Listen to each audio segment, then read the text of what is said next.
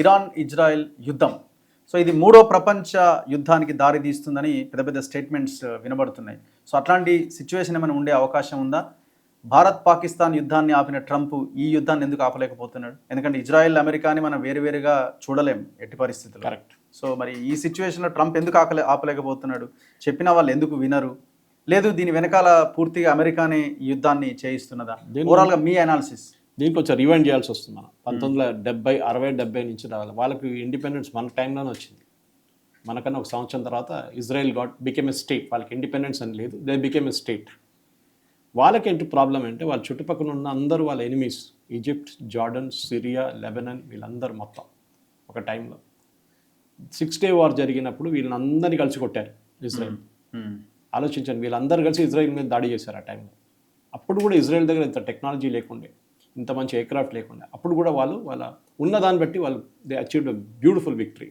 గోల్డా Meir was the lady, అప్పుడు ఆమె prime minister ఉండే ఇజ్రాయెల్. సో ఆ 6 Day War తర్వాత ఇజ్రాయెల్ చాలా నేర్చుకున్న లెసన్స్ ఏంటంటే మనలాగానే ఒకవైపు చైనా, ఒకవైపు పాకిస్తాన్, ఒకవైపు బంగ్లాదేశ్, మన దగ్గర మాల్డీవ్స్, మనకు థ్రెట్స్ ఉండే అందరి దగ్గర నుంచి. ఇజ్రాయెల్ కూడా అంతే, వాళ్ళకి రైట్ ఆఫ్ ఎగ్జిస్టెన్స్ ప్రాబ్లం. వాళ్ళకి ఈ ఇస్లామిక్ కంట్రీస్ ఏమంటున్నారు, Israel does not have a right to exist. తెలుగులో చెప్పాలంటే వాళ్ళకి ఒక నేషన్గా ఉండడానికి అర్హత లేదు. ఎవరికి? ఇజ్రాయెల్. అంటే ఎట్లా అదెట్లా నడుస్తుంది? Israel is a country. మీరు you have to agree to it. మీరు సరే ల్యాండ్ తీసుకున్నారు, వాళ్ళ దగ్గర ల్యాండ్ గుంజుకున్నారు, వీళ్ళ దగ్గర ల్యాండ్ గుంజుకున్నారు, కరెక్టే. ఒరిజినల్ ఇజ్రాయెల్ మీరు బిలీవ్ చేయరు, వాళ్ళు డబ్బులు పెట్టుకుని కొన్నారు. డబ్బులు పెట్టి అరబ్స్ దగ్గర నుంచి కొన్న ల్యాండ్ అది ఇజ్రాయెల్. చుక్క నీళ్ళు వర్షం పడదు అక్కడ. అప్పుడు కూడా వాళ్ళు అగ్రికల్చర్ ప్రొడ్యూస్ మనకన్నా ఎక్కువ, అంటే పర్ క్యాపిటా అంటున్నాను, పర్ క్యాపిటా చాలా ఎక్కువ. సో మన కుప్పంలో చంద్రబాబు నాయుడు గారు తీసుకొచ్చి అక్కడ వాళ్ళని పెట్టారు ఎక్స్పర్ట్స్, ఎందుకంటే కుప్పం కూడా రైన్ షాడో డిస్ట్రిక్ట్ అది. సో ఈ పరిస్థితుల్లో ఇజ్రాయెల్ ఒక టెక్నాలజికల్ పవర్గా పైకి వచ్చింది. అదే టైంలో అరబ్ వరల్డ్లో పెద్ద ప్రాబ్లం ఏంటంటే సౌదీ అరేబియా ఇట్లాంటి పనులకు వెళ్ళరు, వాళ్ళు డబ్బులు. ఇంకోటి షియా సున్నీ కాంబినేషన్ ఉంది. ఇరాన్ షియా కంట్రీ, పాకిస్తాన్ సున్నీ కంట్రీ, వీళ్ళు సౌదీ అరేబియా సున్నీస్. సో వీళ్ళకి పడదు.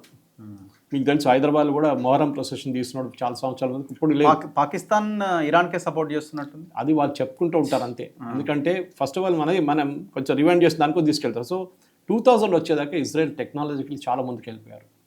వాళ్ళకి తెలిసిపోయింది ఎప్పుడైనా వార్ జరిగినప్పుడు మాకు అమెరికా సపోర్ట్ ఉంటుంది అనేది. అమెరికాలో ఉన్న జ్యూస్, ఎస్పెషలీ వాళ్ళ మీడియా అండ్ ఫైనాన్స్ కంట్రోల్ చేసేది జ్యూస్ మొత్తం. సో అమెరికన్ గవర్నమెంట్ ఏ గవర్నమెంట్ ఉన్నా కానీ ఇజ్రాయెల్ సపోర్ట్ చేయకుండా ఉండరు. వాళ్ళు మొత్తం దింపేస్తారు గవర్నమెంట్ కింద. అంత పవర్ఫుల్ వాళ్ళ జూ కమ్యూనిటీ అక్కడ. వాళ్ళు ఎక్కడైనా కానివ్వండి, జ్యూస్ ఎక్కడ సెటిల్ అయినా కానీ వాళ్ళు చాలా పవర్ఫుల్ కమ్యూనిటీ వాళ్ళది. మన దగ్గర పార్సీస్ లాగా అన్నమాట. ఓకే, వాళ్ళు ఉన్న చాలా మంది 57,000 మందే ఉన్నారు మన దగ్గర భారతదేశం. కానీ చూడండి టాటా కానివ్వండి, మిగతా చూడండి, వాళ్ళు చాలా పవర్ఫుల్ ఉంటారు వాళ్ళు ఫైనాన్షియలీ, టెక్నాలజికల్ కూడా. ఇప్పుడు ఏమి జరిగిందంటే ఈ వార్లో ఎస్పెషలీ ఇరాన్కి చాలా రోజుల నుంచి ఆల్మోస్ట్ ఒక 20, అంటే ఖొమేనీ వచ్చినప్పటి నుంచి ఇప్పుడు ఖమ్నేనీ ఉన్నదాకా వాళ్ళకు ఒక న్యూక్లియర్ పవర్ కావాలని చెప్పి ఒక ఆశ ఉండేనమాట. వాళ్ళకన్నా ముందు పాకిస్తాన్ న్యూక్లియర్ పవర్ అయిపోయారు, కానీ పాకిస్తాన్ దగ్గర అంత డబ్బులు లేవు ఇంకా ఖర్చు పెట్టడానికి. ఇరాన్ ఏం చేశారంటే స్మగ్లింగ్ చేశారు చాలా మటుకు. దీన్ని ఈ సెంట్రిఫ్యూగ్స్ అంటారు. యురేనియంని ప్రాసెస్ చేయడానికి ఫైన్ క్వాలిటీలు తీసుకోవడానికి సెంట్రిఫ్యూగ్. మీ కాలేజ్లో మీరు గుర్తుంటుంది, మీరు కెమిస్ట్రీలో ఎక్స్పెరిమెంట్ చేస్తున్నప్పుడు టెస్ట్ ట్యూబ్లో వేసేసి దట్ టెస్ట్ ట్యూబ్ని ఫుల్ స్పీడ్లో తిప్పుతారు. That is the basic centrifuge. దాని హైయెస్ట్ వర్షన్స్ ఏమో ఈ యురేనియంకి యూజ్ చేస్తారు. చాలా పెద్ద కెపాసిటీ. ఓకే, అప్పుడు ఈ ఇరాన్ ఈ సెంట్రిఫ్యూగ్స్ని తీసుకొచ్చినప్పుడు యుఎస్ భయమైంది, వీళ్ళు ఏమైనా వెపన్స్ తయారు చేస్తారని చెప్పి వీళ్ళు IAEA, international atomic energy agency సూపర్విజన్లో వాళ్ళు కెమెరాలు పెడతారు, అన్ని చోట్ల కెమెరాలు పెడతారు, ఎక్కడెక్కడ వీళ్ళ న్యూక్లియర్ ఫెసిలిటీ ఉందో వీళ్ళు ఏం చేస్తున్నారని చూడడానికి. వీళ్ళేమన్నారు, మేము 1% దాకా ప్యూరిఫై చేస్తాం, దానికన్నా ఎక్కువ తీసుకెళ్ళాము. ఒకసారి మీరు 60 నుంచి 70 నుంచి 80% ప్యూరిటీకి వచ్చేసి మీరు వెపన్స్ తయారు చేయొచ్చు. ఓకే, అప్పుడు దాకా మీరు వెపన్స్ కాదు, మీరు పీస్ఫుల్ పర్పసెస్. మన దగ్గర న్యూక్లియర్ ఫ్యూయల్ కాంప్లెక్స్ ఉంది ఇక్కడ చెర్లపల్లిలో. భారతదేశంలో ఉన్న అన్ని న్యూక్లియర్ కాంప్లెక్స్, ఎన్ఎఫ్సి అన్ని కాంప్లెక్సెస్కి వాళ్ళు సప్లై చేసేది వాళ్ళే ఫ్యూయల్. ఓకే, బయట నుంచి యురేనియం వస్తుంది, ఆ యురేనియంని ప్రాసెస్ చేసి రాడ్స్ తయారు చేసి కల్పాకం కానివ్వండి, మిగతా దేశంలో కోటా కానివ్వండి, ఎక్కడైనా అక్కడ పంపిస్తారు వాళ్ళు. ఇది ఫ్యూయల్ అన్నమాట. సో దానికి సూపర్విజన్ ఉంటుంది, ఎవ్వరు అన్సూపర్వైజ్గా వెళ్ళగలరు. ఐఏ అక్కడ కూడా సూపర్వైజ్ చేస్తారు. ఈ సూపర్విజన్లో వీళ్ళకి తెలిసిపోయింది ఏంటంటే ఇరాన్ ఏదేదో చేస్తున్నారు గొడవ నడిమిట్లా, 2 కెమెరాలు పనిచేయట్లేదు చెప్పి అక్కడ ఏదో పని చేస్తున్నారు. అది కాకుండా కొత్త సైట్స్ తయారు చేసుకున్నారు. ఎప్పుడైనా న్యూక్లియర్ సైట్స్ తయారు చేసినప్పుడు, న్యూక్లియర్ ప్లాంట్ కాదు, న్యూక్లియర్ మిసైల్ సైట్స్ తయారు చేసినప్పుడు చాలా పెద్ద మౌంటైన్ కింద తయారు చేసుకుంటారు. మన పాకిస్తాన్లో చూసాం కైరానా హిల్స్ అని చెప్పి మనం అవునవును. దాని లోపల తయారు పెట్టి అక్కడ పెట్టుకుంటారు. వీళ్ళేమో పిక్చర్ లాగా ఇరాన్ వాళ్ళు పెద్ద పబ్లిసిటీ లాగా ఒక వీడియో రిలీజ్ చేశారు, మీరు కూడా చూసుంటారు. వాళ్ళు ఇప్పుడు మొన్న చనిపోయిన 2 జనరల్స్ నిలబడి ఒక జీప్లో పోతున్నారు, 2 సైడ్లో మిసైల్ పెట్టున్నాయి, ఏదో మౌంటైన్ లోపల ఉందని చెప్పేసి. That is the first indication Israel 9 members చనిపోయారు. దాంట్లో 2 వాళ్ళు. ఇప్పుడు ఏమైందంటే ఇప్పుడు ఈ పర్టికులర్ గొడవ అంటే ఇదంతా October 7 తర్వాత స్టార్ట్ అయింది. దానికన్నా ముందు కూడా ఉండే. ఇరాన్కి అసలు పడదు. ఇరాన్ స్పాన్సర్ చేసేది 3 టెర్రరిస్ట్ గ్రూప్స్ మెయిన్గా, హెజ్బుల్లా లెబనన్లో, ఇటువైపు హమాస్ ప్యాలెస్టైన్లో, అటువైపు హూతీస్ యమన్లో. ఇదే యమన్ సౌదీ అరేబియా మీద ఎన్నోసార్లు దాడి చేశారు. దానికోసం సౌదీ అరేబియాకి ఇరాన్కి అస్సలు పడదు. ఎప్పుడు ఇరాన్ చూడండి, ఈవెన్ వాళ్ళ పిలిగ్రిమ్స్ని హజ్కి పంపిస్తే కూడా వీళ్ళు రానియరు, వాళ్ళని పంపించేస్తారు ఒకసారి రిటర్న్ అన్నమాట. ఇప్పుడు జరిగిందంటే మన హెజ్బుల్లాని వీళ్ళే ఆమ్ చేశారు, వీళ్ళే డబ్బులు ఇచ్చి, వీళ్ళే డ్రోన్స్ ఇచ్చి, వీళ్ళే డబ్బులు అంతా మొత్తం నస్రుల్లా మొత్తం లీడర్షిప్ తయారు చేసింది వీళ్ళే పెంచి పోషించారు మొత్తం. దాంట్లో ఏం జరిగిందంటే లెబనన్లో ఒరిజినల్ గవర్నమెంట్ పోయింది. ఆలోచించండి, హమాస్ కూడా అంతే. Palestine original government, Palestine authority ఎవరు, యాసిర్ అరాఫాత్ వాళ్ళ పార్టీ, వాళ్ళు ఎక్కడున్నారు ఇప్పుడు? లేరు. వాళ్ళు నామకే వస్తుంటారు, వెస్ట్ బ్యాంక్లో ఉన్నారు వాళ్ళు, ఇక్కడ లేరు. ఇటువైపు గాజాలో లేరు వాళ్ళు. ఇదే ఇక్కడ జరిగింది. లెబనాన్ అనే రాష్ట్రం క్రిస్టియన్ స్టేట్ ఉండే ఒక టైంలో. ఇప్పుడు కూడా 16% మంది క్రిస్టియన్స్ ఉన్నారు అక్కడ. కానీ ఇప్పుడు క్రిస్టియానిటీ అని అక్కడ లేదు, మొత్తం ఇస్లామైజ్ అయిపోయారు వాళ్ళు. అక్కడ హెజ్బుల్లాని పెంచి పోషించారు వీళ్ళు మొత్తం. ఇటువైపు హమాస్కి డబ్బులు ఇవ్వడం, వాళ్ళకి టన్నల్ కన్స్ట్రక్ట్ చేయడానికి డబ్బులు, విపరీతమైన డబ్బులు ఖర్చు పెట్టారు ఇరాన్ వీళ్ళ మీద. హూతీలేమో చాలా దూరం ఉన్నారు, యమన్ని హాఫ్ యమన్ వాళ్ళు పట్టుకున్నారు, అక్కడ వాళ్ళ చేతిలో ఉన్నారు. ఎప్పుడని చూడండి, ఇరాన్ డైరెక్ట్గా ఇజ్రాయెల్ మీద దాడి చేయలేదు అట్లీస్ట్ ఒక 2-3 సంవత్సరాల ముందు దాకా. మొన్ననే ఈ గొడవ మొదలైన తర్వాతనే డైరెక్ట్ మిసైల్స్ కొట్టడం మొదలుపెట్టారు. ఇరాన్ దగ్గర ఉన్న బ్యాలిస్టిక్ మిసైల్స్లో అన్నిటికంటే బెస్ట్ మిసైల్స్ వాళ్ళు హెజ్బుల్లాకి ఇచ్చారు, హమాస్కి ఇవ్వలేదు. హెజ్బుల్లా చాలా మంచి ట్రైన్డ్ ఆర్మీ ఉండే వాళ్ళది. కానీ ఈ లాస్ట్ 6 నెలల్లో ఇజ్రాయెల్ వాళ్ళని మొత్తం ఫినిష్ చేసి పడేశారు, వాళ్ళ టాప్ లీడర్షిప్. ఇజ్రాయెల్ ఎందుకు కొట్టాలని వీళ్ళ ప్లాన్? ఇజ్రాయెల్కి ఇరాన్కి మధ్య యుద్ధానికి కారణాలు ఏంటి? ఇజ్రాయెల్కి భయం ఏంటంటే వీళ్ళు న్యూక్లియర్ పవర్ అయిపోతారు, రేపు ఒక న్యూక్లియర్ బాంబ్ వీళ్ళ చేతిలో ఉంటే వీళ్ళు మా మీద తీసుకొచ్చి పడేస్తారు. వాళ్ళకి ఏం భయం లేదు. ఒక న్యూక్లియర్ బాంబ్ వాడితే వాళ్ళు ఉండరు, వీళ్ళు ఉండరు. No winners and no losers అంటారు న్యూక్లియర్ వాళ్ళు. మనం చూసే హిరోషిమా నాగాసాకిలో ఏం జరిగింది, ఎవరు మిగలలేదు అక్కడ. సో అదే పరిస్థితి ఇక్కడ కూడా వస్తుంది.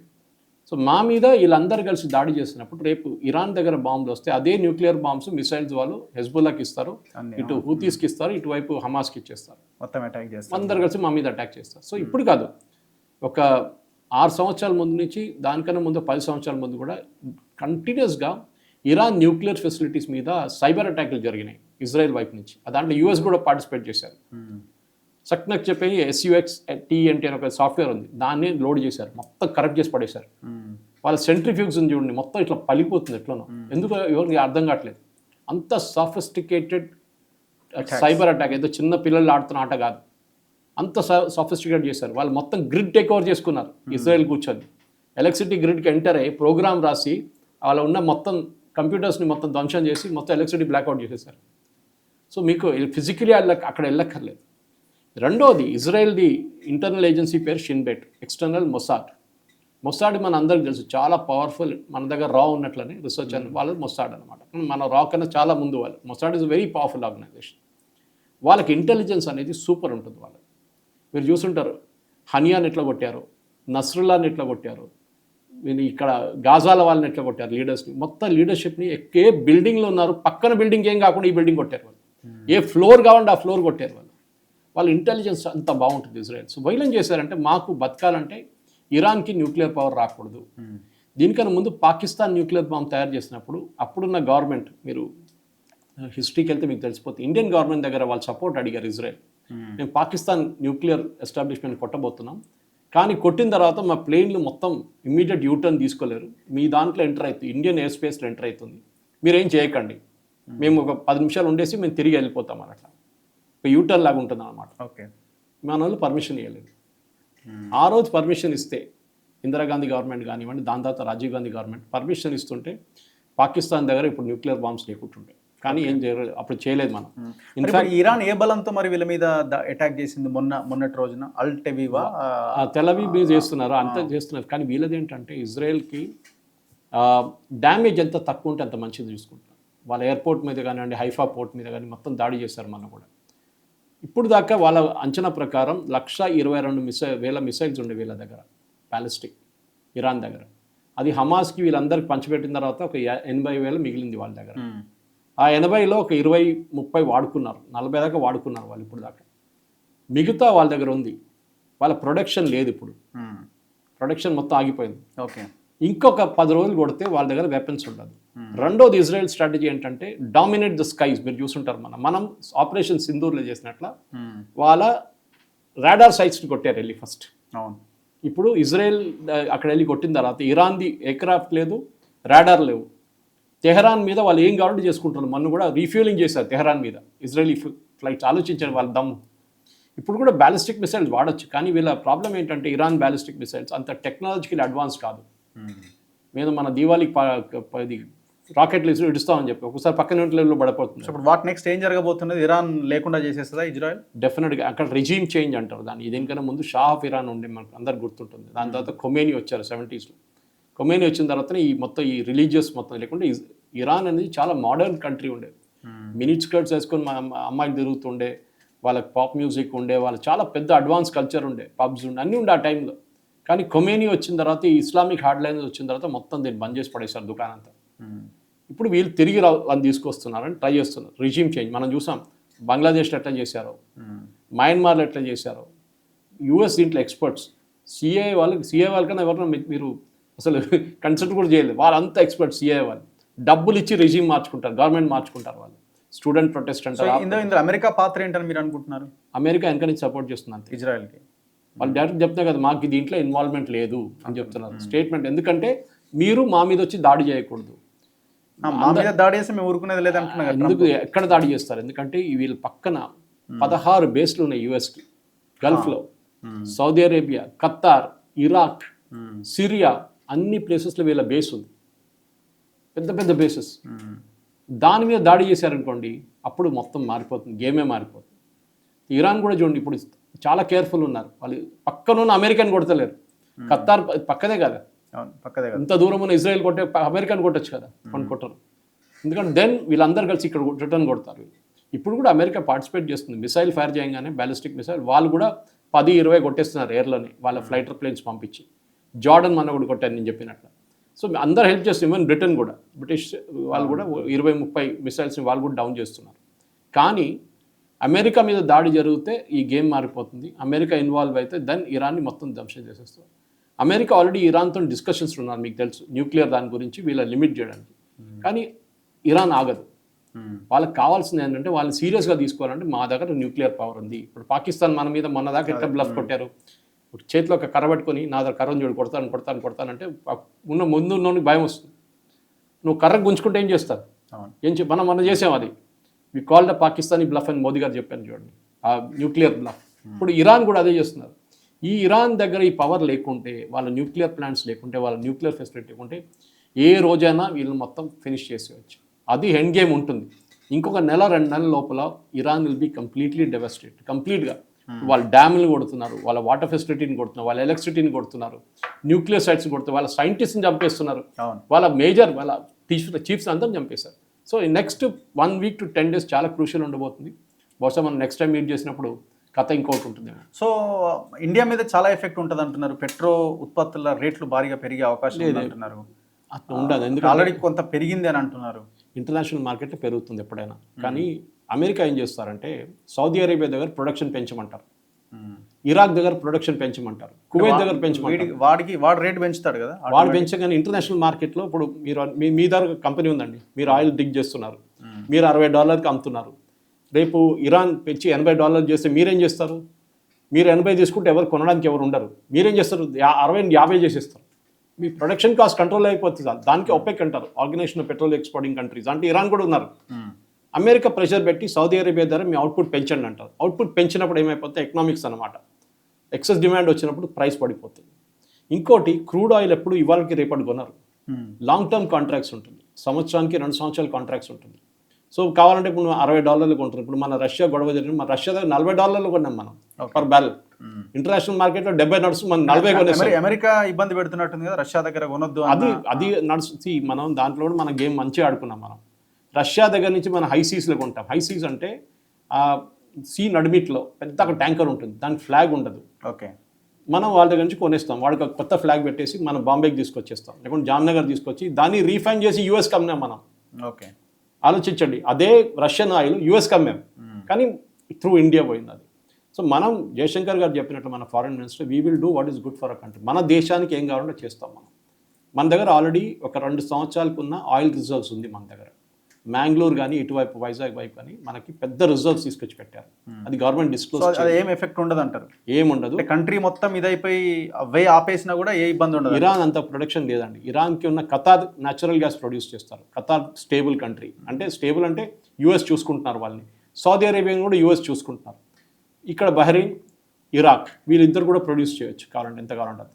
యూఎస్ ఏమో సెల్ఫ్ సఫిషియెంట్ ఆయిల్, వాళ్ళు ఇప్పుడు ఎక్స్పోర్ట్ చేస్తున్నారు. సో అప్పటిలా కాదు, సద్దాం హుసేన్ పడిపోయిన ఆ టైంలో లాగా కాదు. ఇప్పుడు యూఎస్ఏ పెద్ద ఆయిల్ ప్రొడ్యూసర్. ఇప్పుడు మనకి మొత్తం 90% మన ఇంపోర్ట్సే కదా. మనం ఉంటుంది, కానీ మనం ఈజీగా మనం కొనుక్కున్నాం. నెక్స్ట్ 2 years కాంట్రాక్ట్ సైన్ చేసుకున్నాం. వాడు రేట్ పెంచలేడు. ఇప్పుడు మీరు ఒక షాప్కి వెళ్ళి ఒక పెద్ద కంపెనీ దగ్గర మాట్లాడుతున్నారు, రేపు నెక్స్ట్ సంవత్సరానికి నాకు ఇది ఇంత రేట్ కమండి అంటే వాడు అదే రేట్కి ఇస్తారు మీకు. వాడు ఇంటర్నల్ రేట్ తగ్గిందో పైకి వెళ్ళిందో కానీ వాడు గవర్నమెంట్స్ అట్లా ఉండట్లేదు కదా. ఆడ చమురు బ్యారెల్ రేటు పెరిగిందని చెప్పి మనకి పెంచేస్తున్నారు కదా. అది ఏం చేస్తారంటే ఇంటర్నేషనల్ రేట్ మార్క్ చేస్తారు.